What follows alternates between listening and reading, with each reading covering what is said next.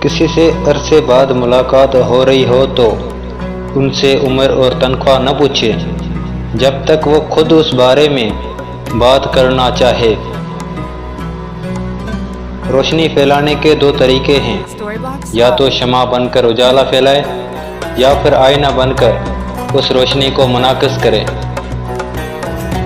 ساری دنیا کو سمجھانا آسان ہوتا ہے، بس اپنے لیے ہی لفظ ختم ہو جاتے ہیں، بس اپنی زخموں کے لیے ہی مرہم نہیں ملتا۔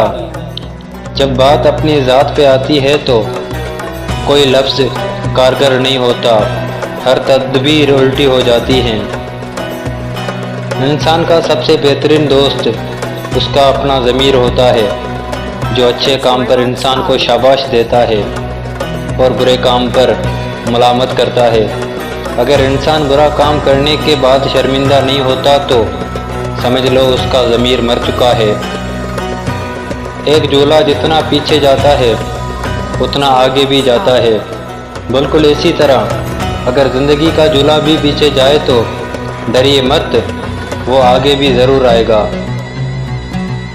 جینے والوں کی قدر کیجیے، مرنے والا اپنی تعریف نہیں سن سکتا۔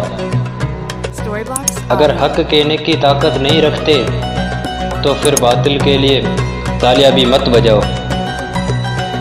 ہر گمشدہ چیز وہیں سے ملتی ہے جہاں وہ کھوئی ہو، سوائے اعتبار کے۔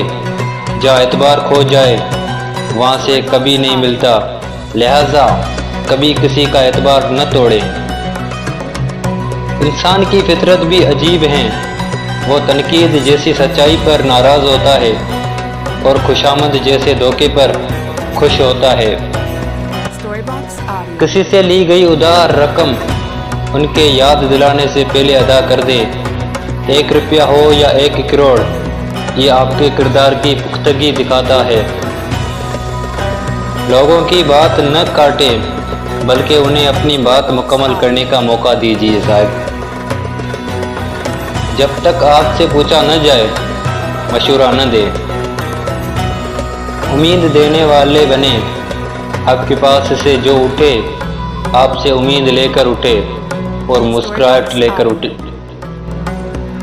تعلقات کو نبھانے کے لیے عہد و پیمان کی ضرورت نہیں ہوتی، ضرورت ہوتی ہے تو بس اخلاص کی ہوتی ہے۔